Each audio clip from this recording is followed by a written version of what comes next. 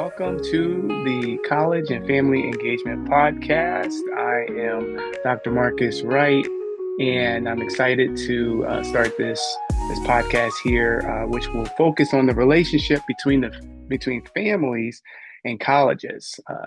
That's something that we should certainly pay attention to as family dynamics have gotten very complex in many ways. And we want to know, can colleges keep up with that in terms of connecting with them and forming relationships? So we're starting this with a summer series that looks specifically at the families of first generation students and their relationships with higher education institutions. And the man, the myth, the legend that's going to help me with this, his name is Mr. Gavin Henry. He is a master's student at Penn GSE, the University of Pennsylvania Graduate School of Education, and I'm going to let him introduce himself. Hello, everyone. I'm Gavin Henry. Thank you again, Marcus, for this opportunity. It truly means the world to me. Just to give a little background about myself, like Marcus said, I am a current student at Penn GSE. I'm also a graduate from Rutgers University, Camden. I studied political science and I had a minor in criminal justice. One thing that I would like to preface is that I have been a lifelong student athlete as well. So transitioning into higher education and focusing on student success has been a big thing with me. And luckily, along my journey through a bunch of mentors, Marcus being one of them, I've been able to get to Penn, and spreading that to the next generation is something that I'm extremely passionate about. So thank you again for the introduction and allowing me to be along with this journey with you. All right, it's great to have you, and let's get right to it. We have our first guest in this series focusing on the families of first generation students. Her name is Dr. Adrienne Tymiak. She is the co-executive director of Collective Success Network, or CSN as we'll refer to it. It's a Philadelphia-based nonprofit that supports first generation and or low income college students to achieve their academic and career aspirations through empowering mentorship, professional development, and leadership opportunities. After earning her doctorate in organic chemistry, Adrienne began her career in pharmaceutical R&D, where she built research organizations as an executive director, provided strategic leadership for pre-competitive consortia, and served as a mentor and advisor for biomedical research at Rutgers University. And we are so privileged to have her as the very first guest of the College and Family Engagement Podcast. You can unmute your mic and say what you would like to say. Oh, Marcus, thank you so much for inviting me. I feel so honored to be part of this important conversation. And I'm excited also to share with you a little bit about Collective Success Network and expand on your introduction, which was a very kind one. Thank you for that.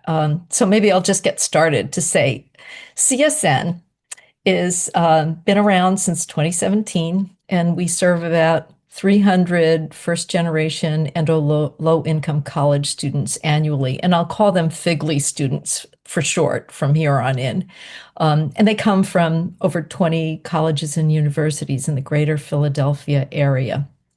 So what we do is give them professional development, mentorship, networking, and leadership opportunities. But most importantly, we help them build a supportive community where they can grow and thrive. The whole organization was founded by two women of color, Sway Kwok and Nancy Lee, Philadelphians, who succeeded in their career journeys, but they faced a lot of the struggles that FIGLY students face. A combination of systemic barriers, financial and familial pressures, feelings of isolation and imposter syndrome, and a lack of knowledge, role models, and social capitals that put them at a disadvantage compared to their continuing generation peers. So while they succeeded, it was at a great personal cost. And just as you, Gavin, said, they want to pay it forward to help the younger generation. That's why they started this organization. And the statistics about Figley students are pretty stark. According to the Close the Gap Foundation, only 11% of Figley students earn their first degree within 6 years. Only 1 in 3 have grown up with a mentor, and they're twice as likely to withdraw from classes, just adding to college debt. In fact, for the past few years, the U.S. News and World Report has ranked Pennsylvania lowest in the nation for higher education success when you factor in degree attainment, time to degree, and college debt. So, bottom line, with Philadelphia being the largest city in Pennsylvania, there's a lot of work to be done there. So, we're a small organization, but we believe that every student matters, and what we're doing will have an impact. We want to help those Figley students realize their educational potential, career aspirations, and eventually to achieve socioeconomic advancement for themselves and their families. So, Ab- would you like me to describe a little bit more about how we work? Would that be all right? well, sure.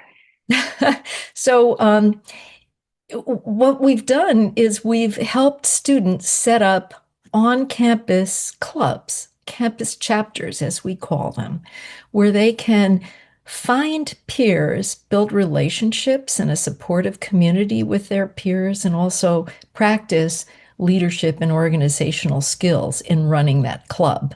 And their clubs are supported by a hub of mostly volunteers, professionals who, many of whom identified as former Figley students. And so the hub develops the programming for the professional skill development, networking, that sort of thing. Um, but we also provide mentorship and support for the student leaders on campus. And we've got a campus chapter at University of Pennsylvania, as well as Temple, Drexel, Villanova, and a virtual intercollegiate chapter that allows students from smaller universities and Rutgers Camden as well to participate in an organization and have some opportunity for leadership. What we tell our students is that they're getting a great education, but it's not always about what you know to land a job. Sometimes it matters who you know to open up those doors of opportunity. All right. And the way that you work is we're really going to focus on that in a little bit when we kind of talk about fictive kin and the role that maybe those people on campus have in the lives of first generation students, along with their families. But first, Gavin had a couple questions that he wanted to ask you, focusing on mentorship, and let's hear from Gavin. Adrienne, thank you so much for letting us know about your mission and how important it is, because the work that you're doing is extremely important. But I wanted to talk more about your experience and how your experience of being mentored influenced you to want to go into this field of mentoring others, and and how that equipped you to learn what it takes to succeed in college and beyond. Oh, thanks for that question. Like the founders of CSN, I didn't have a mentor while I was in college. And it was pretty late in my career that I appreciated the importance of seeking mentorship when you're in the workplace. Um, and I would say, as someone who often felt like an outsider, I grew up in a family where English was not spoken. So I often felt culturally distant from my peers. I felt like an outsider. And I ended up observing others, which led to more teaching me what to avoid. So negative role models rather than positive ones who could give me guidance on how to make the most of my talents and my potential. So yeah, that experience really made me want to participate in CSN. And we see that a lot with former Figley students, that they're so grateful for their good fortune or the mentorship that they did receive that they won't do want to pay it forward. And in my case, um, my parents understood traditional careers like doctor, lawyer, engineer, secretary, shopkeeper. When I got a PhD in organic chemistry, they assumed that I would go into academia and become a professor. They didn't know the kind of career that I could have in the pharmaceutical industry, and they were really not equipped to give me any guidance, career guidance.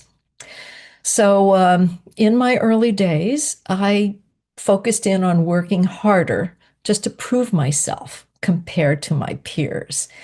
And I think it wasn't until I became an executive director when then they did a 360 review, and I worked with an executive coach that the aha moment came to me that actually not only did I need to build relationships to help inform my own career progression, but I needed people to know who I was, what my motivation. I needed to understand others, to fit into the organization, to develop a strategic view. So that was a big aha moment. And then as I participated in pre-competitive consortia, where people from different pharmaceutical companies would get together to talk about things that were not trade secrets, but were common problems in the industry that were leading to inefficiencies or difficulties. And they collaborated and built a professional network where we could learn from each other. That really stuck with me, that there was such value to not just get a professional network where you worked, but also to find your peers in other companies, other institutions, in other sectors, to find best practices and creative, innovative ideas. So with Collective Success Network and forming this consortium chapter, we were like applying that to our students' experience as well. You said two things that really stuck out with me. You talked about your aha moment and the importance of having a positive role model, which I believe is extremely important, especially for younger students. And just a quick little story about myself and the things that I've gone through to get into higher education. I actually was in a mentoring program when I was in the eighth grade or the seventh grade, excuse me. And I feel like that shaped a lot of my ideas, right, of what I want to be and what I don't want to be. Looking back at that group of young men that I was growing up with, I ended up being the only one going to college, obtaining a 4 year, attaining a degree in 4 years. And I think that one thing that that mentoring program missed was talking about the importance of college, getting into college, and things like that. But you started talking a lot about your experience outside of higher education and how these different connections have impacted the things that you do right now. And I wanted to ask you to expand on that, especially how your experience outside of higher education has affected the way that you mentor students now. Yes. Well, I was in higher education through my doctoral degree. And throughout that period, it was all about individual excellence. And the rubric for success was your grades, degree attainment, the number of publications, your reputation within your field. But it didn't really focus in on soft skills, relationships, communication, teamwork, collaboration. And yet, all of those things, whether you're in higher education or in other industrial roles, those are important for being effective in a person's role and also being able to adapt to changing circumstances, to be able to see the strategic changes in your field and in your role and as I say, skate where the puck is going to go, not where it is right now. Um, so when we've started meeting with students through CSN, a lot of them echoed those same um, feelings of how school is hard and they have to put in a lot of work to achieve the grades and the degree, but it's missing an opportunity for them to build relationships and learn how to work in a team and to practice those soft skills. And they may be incorporated here or there, but to actually have a trusting, long-standing relationship that is hard to accomplish in the current state of academia. And many of them are grateful for having this neutral, sort of external environment where they know everybody involved in CSN only cares about their success. There's no conflict of interest. They're not grading. They're not providing a scholarship. They're just there to help. And the students can either self-associate with peers on campus or at another school who they resonate with and they can build a deep, longer term relationship with, or with professionals. And that allows them to open up and discuss more sensitive topics that maybe they can't even broach with their families because of the familial pressures to get done in 4 years, to pay off their loan, maybe even to come back and help with the family business. And it could be that the students' aspirations as they're learning to become independent adults don't really align with what their family expects of them. So, finding an environment where they can explore their possibilities and figure out what's the best fit for them. That's what we try to do in our mentoring with the students, is to help them not just find those skills of being organized and complete their tasks and work hard, work ethic. They mostly have a very good work ethic, but to think about the soft skills and their relationships with others.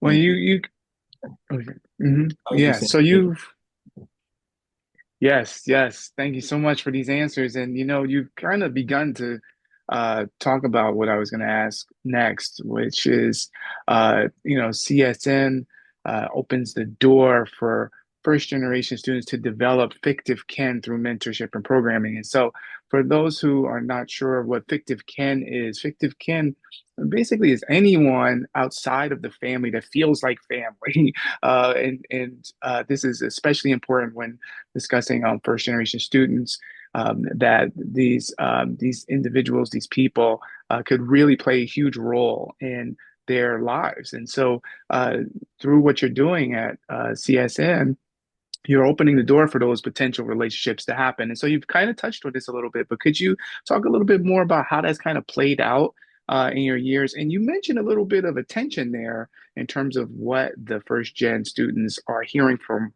home in terms of what to focus on. So if you can kind of touch on that too, some more. Yeah, absolutely. Many of the first gen students come from a traumatized background, maybe for no fault of their parents, but just the circumstances of coming from a low income background. The neighborhoods that they grew in may have been traumatizing. And many of them try to hide. It's an invisible identity being first gen low income. And I think that when they first come to college, they want to just not be identified that way and want to blend in.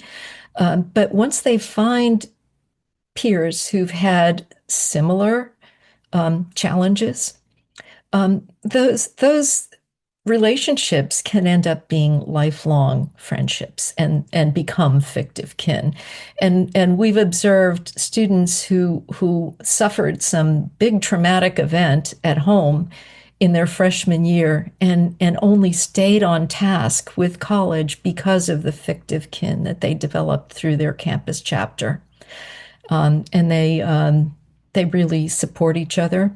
And we've seen cases where it's once again not about the individual achievement, but they end up being proud of their peers' achievements.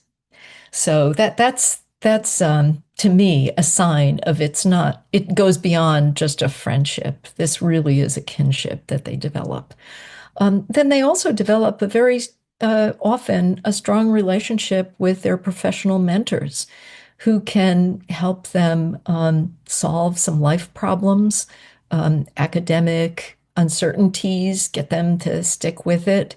And then when it's time to look for either going to graduate school or finding a job, they help prepare career readiness, professional skills, sometimes even introducing them or facilitating their achievement of a job offer or a position. They might be a letter of reference. So, in my case, one of my mentees reached out to me after she went into the workplace because after 6 months, her desire to continue higher education made her want to apply for a program, and the program required a recommendation from a quote unquote current supervisor.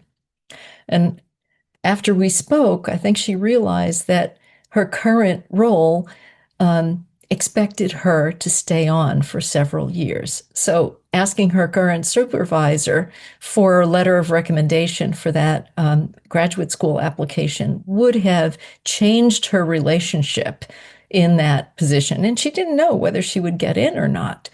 So fortunately, she was able to go to a previous supervisor. She applied to the very prestigious program, was accepted. And once she made her announcement to her then current supervisor, their relationship changed. And it was very difficult for her in the last couple of months while she was there. But, it could have been so much worse. She might not have even gotten into the graduate program if that current supervisor didn't write a very supportive letter.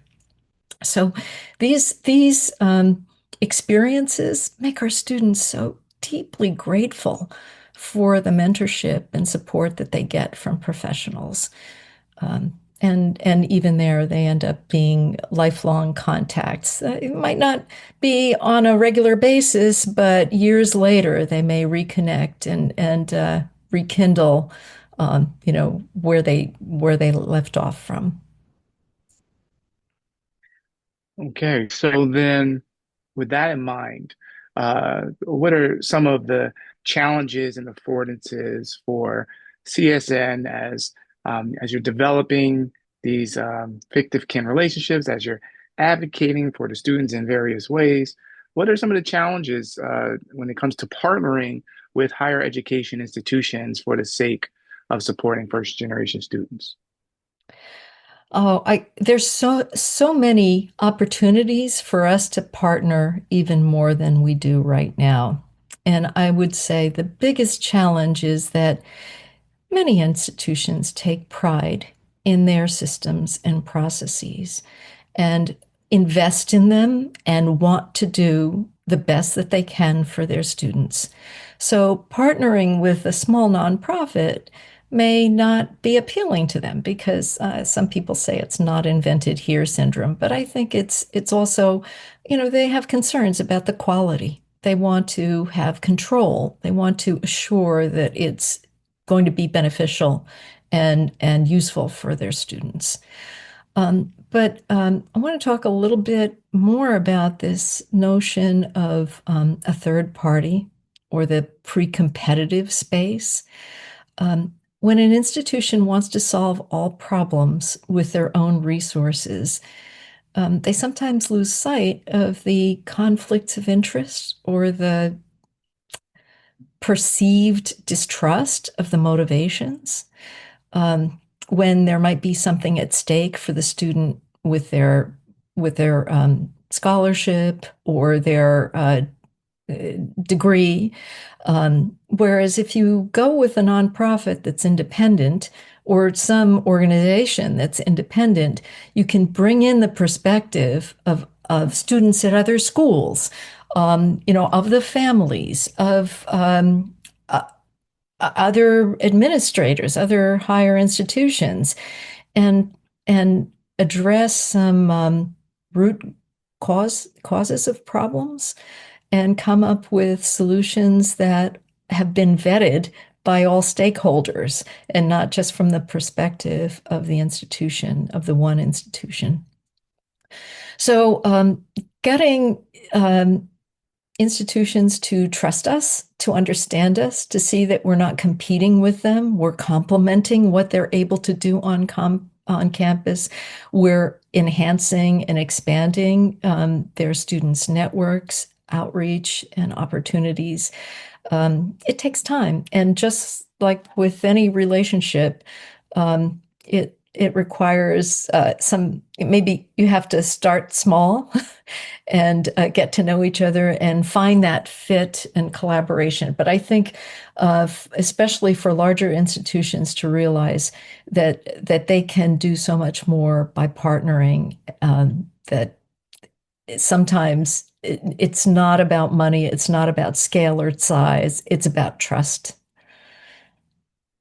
Okay, so I just got two more questions. I'm going to ask one, and then before I ask the last one, I'll see Gavin if you have any other questions that you have. You can do that after this one, and then we'll wrap up. So, with that in mind, right? So it seems to me like it's a little bit, a little bit of a I don't want to say challenged to partner with the institutions, but you got your work cut out for you if you try to partner with the institutions. So, can you talk about ways that maybe CSN has partnered and interacted with families or other fictive kin? So, it could even just be talking about other nonprofits that kind of do similar work or something like that. And I asked this question as we think about this, the relationship between the families of first gen and higher education institutions, and we're broadening this idea of what the family is for a first gen student. And so, looking at how, if we're going to broaden that definition, how the different types of organizations and people are interacting with each other, I think that's a very interesting thing to explore. So, if you can talk about that, that'd be great. Yes, yes. So we found that there's great interest in the nonprofit sector of partnering since we're all struggling. Everybody has a limited budget, limited bandwidth. So we don't want to duplicate efforts. We want to complement each other, collaborate, and we have missions that are, not self-serving. And so a student in one nonprofit might end up benefiting from programs in several other nonprofits. Therefore, we co-promote our programs and opportunities. And, that's helpful. I'll say, however, we rarely get to meet the families of our students. They're in a stage of life when they're trying to become independent and differentiate themselves and find their own path, but they will often bring their siblings into either our program or recommend other programs. Once they learn about resources, they spread the word with their siblings, with their friends, their fictive kin. Um, and I think what we haven't done very much of is make a forum where those families can learn from what their students, their children are learning, and they're to have a conversation and to provide education. Because a lot of times there's this uncertainty of why are you going into debt? Why are you studying that? What's that job going to be? Um, how long is it going to take for you to pay back that loan that's bigger than we've ever seen? Um, so I haven't seen that be developed yet, but we're kind of chipping away at that a little bit. We're trying to reach out to local employers and have their first generation professionals become trained to be mentors in our program, and and maybe catalyze some of those discussions with whether it's familial kin or fictive kin, um, so that our students learn how to build that community and build those relationships and maintain them moving forward through the career, so that at no point do they feel like they're really going it alone. That's great. That's great. So, Gavin, you have anything? Yes, I wanted to jump in because something that Marcus and I have talked about a lot, especially when it comes to introducing higher education to students. The earlier that you introduce higher education to students, uh, more likely they will attain their degree, more likely they'll be able to succeed. How beneficial do you see um, starting these mentorship programs earlier than college, right? Maybe in middle school, maybe when you're a freshman, things like that, just to get the wheels turning, right? So that you know all these things that we're talking about, and that the work that you're doing with nonprofits and talking about debt and talking about loans and things like that. How is that an avenue that is being considered? Is that something that will be done? Because research and what we've learned, it's extremely beneficial. So I would love to hear your point of view on that. Yeah, there are actually a number of nonprofits that do just that. They are focused in on college access and mentorship. Some, are specifically to encourage STEM students. In my own case, why did I go into organic chemistry? There was an industrial scientist who did a semester of organic chemistry when I was a sophomore in high school. And I learned it, seemed easy at the time. And so I went for it. But without that exposure, I would never have considered that as a career direction. And I believe as early as possible is important. For us specifically, we, as I said, don't want to replicate what's already available through other nonprofits, but we want to build some bridges. And it's interesting, but just this past month, I was fortunate enough to get the names of 450 college guidance counselors from Philadelphia area high schools. And I emailed all of them about our programs and how they're free and available to any student who's going to college in the greater Philadelphia area. And in a month, I haven't received a single response. And I don't understand why. Is it this not invented here? Is there a worry that it's a scam? I don't know. But maybe there is some element of truth to it that you need to have that personal introduction. So we're going to try and uh, partner with some of our nonprofits in the area who do that college access work to encourage them to spread the word, because there's really no cost, and it's up to a student how much they engage and what they get out of it. It's not like they have an obligation. Thank you. You're welcome.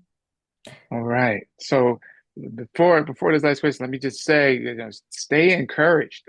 Even stay encouraged, even as you just kind of talked about the not receiving the response. It broke my heart because there's such good services that you're putting out there, and it does take those relationships somehow to break through these barriers, right? And so I guess just to wrap up, do you see any potential opportunities for higher education institutions to further their relationship with the families of first generation students, with the fictive kin of first generation students? Whether it's, you kind of touched on it earlier when you're talking about the systems kind of being in place. And so that kind of makes it more difficult for a nonprofit such as yourself, such as your organization, to really form those relationships. But just even outside of that, just in general, broadly, the families of the first gen, anybody who's fictive kin, what can higher education institutions do to further their relationship with them, if anything?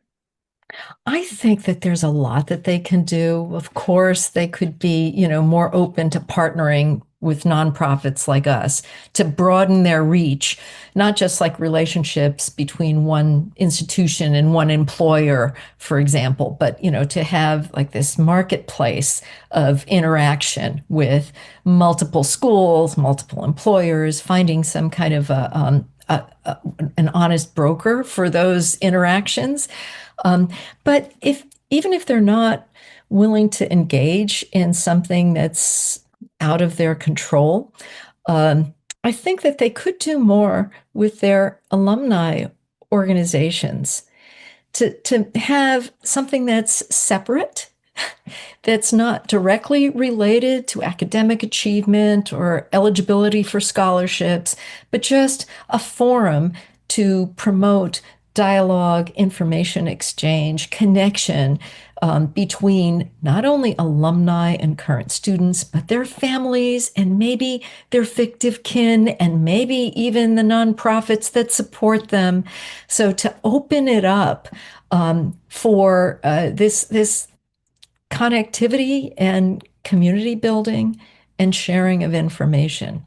And if it's done properly with good guardrails so that it doesn't appear tainted by the institutional goals, then I think that that could build more trust, and it could also inform the institution of higher education of what they could do to better support first gen students and their families.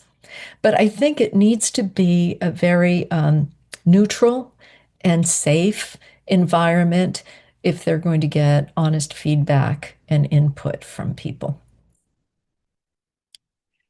All right. Well, thank you so much. Gavin, any last words? I I speak on for me, for Marcus and I. We can't thank you enough for everything that you've said, the amount of stuff that we've learned, and just being able to have this conversation with you. It's been extremely insightful. And thank you. I feel like thank you doesn't do justice for how I feel having this conversation with you. So thank you again. Well, I am so grateful for having had this on conversation with you, for being given the opportunity to share a little bit about what we're doing and my thoughts on opportunities. But I want to thank you also for the work that you are doing. It is so important, and I look forward to hearing what you recommend and what you learn from your various conversations in this podcast. It's an awesome idea, and thank you for putting the effort into it. Well, thank you so much. And we really appreciate it. Dr. Adrienne Tymiak, thank you so much from Collective Success Network. And that's it for us for the first episode of the College of Family Engagement podcast, our series focusing on first generation students, their families. For Gavin Henry, this is Marcus Wright. Thank you for listening. Have a good day and a good night.